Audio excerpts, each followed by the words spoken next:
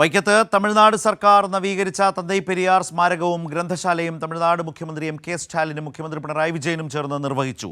സഹകരണ ഫെഡറലിസത്തിന്റെ ഉദാത്ത മാതൃകയാണ് കേരളവും തമിഴ്നാടും തമ്മിലുള്ള ബന്ധമെന്ന് മുഖ്യമന്ത്രി പിണറായി വിജയൻ ചടങ്ങിൽ പറഞ്ഞു. അടിസ്ഥാന വർഗത്തിനു വേണ്ടിയുള്ള പോരാട്ടങ്ങൾക്ക് എക്കാലത്തും പെരിയാർ വഴികാട്ടിയാണെന്നും മുഖ്യമന്ത്രി പറഞ്ഞു.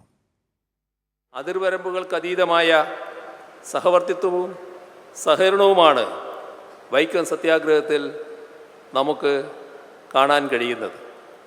ആ സഹവർത്തിത്വവും സഹകരണവും തുറന്നു കൊണ്ടുപോവുകയാണ് കേരളവും തമിഴ്നാടും ചെയ്യുന്നത്. കേരളത്തിൻ്റെ പ്രശ്നങ്ങളിൽ തമിഴ്നാടും തമിഴ്നാടിൻ്റെ പ്രശ്നങ്ങളിൽ കേരളവും പരസ്പരം കൈത്താങ്ങാവുന്നു. ആ നിലക്ക് സഹകരണാത്മക ഫെഡറലിസത്തിൻ്റെ യഥാർത്ഥ ദൃഷ്ടാന്തങ്ങളായാണ് ഈ രണ്ട് സംസ്ഥാനങ്ങളും മുന്നോട്ട് പോകുന്നത്. അത് കേവലം വാക്കുകളിൽ ഒതുങ്ങുന്ന സഹകരണമല്ല, മറിച്ച് പ്രവൃത്തിയിൽ വെളിവാകുന്ന സഹകരണമാണ്. സമത്വ സമൂഹം സൃഷ്ടിക്കാൻ കേരളവും തമിഴ്നാടും ഒരുമിച്ച് മുന്നോട്ടു പോകുമെന്ന് തമിഴ്നാട് മുഖ്യമന്ത്രി എം.കെ. സ്റ്റാലിൻ പറഞ്ഞു. രാജ്യത്തെ മികച്ച ഭരണകർത്താക്കളിൽ ഒരാളാണ് പിണറായി വിജയനെന്നും സ്റ്റാലിൻ പറഞ്ഞു. 2023 ஏப்ரல் 1 கேரள அரசின் சார்பில் மிக சிறப்பான விழாவாக ஏற்பாடு செஞ்சு என்னையும் அழைச்சிருந்தார்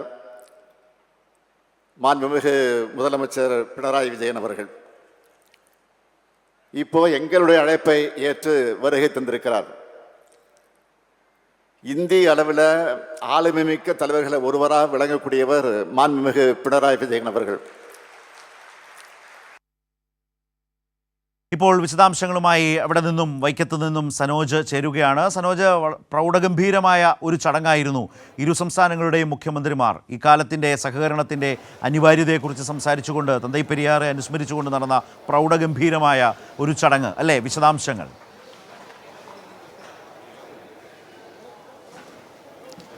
തീർച്ചയായിട്ടും ശരത്ത് സൂചിപ്പിച്ചതുപോലെ തന്നെ സംഘാടനം കൊണ്ടും സഹകരണം കൊണ്ടും പ്രൗഢഗംഭീരമായ ഒരു ചടങ്ങ് തന്നെയായിരുന്നു ഇത് എന്ന് വേണം പറയാൻ. രാവിലെ 10 മണിയോടുകൂടിയാണ് രണ്ട് മുഖ്യമന്ത്രിമാരും തന്തൈ പെരിയാർ സ്മാരക മന്ദിരത്തിലെത്തിയത്.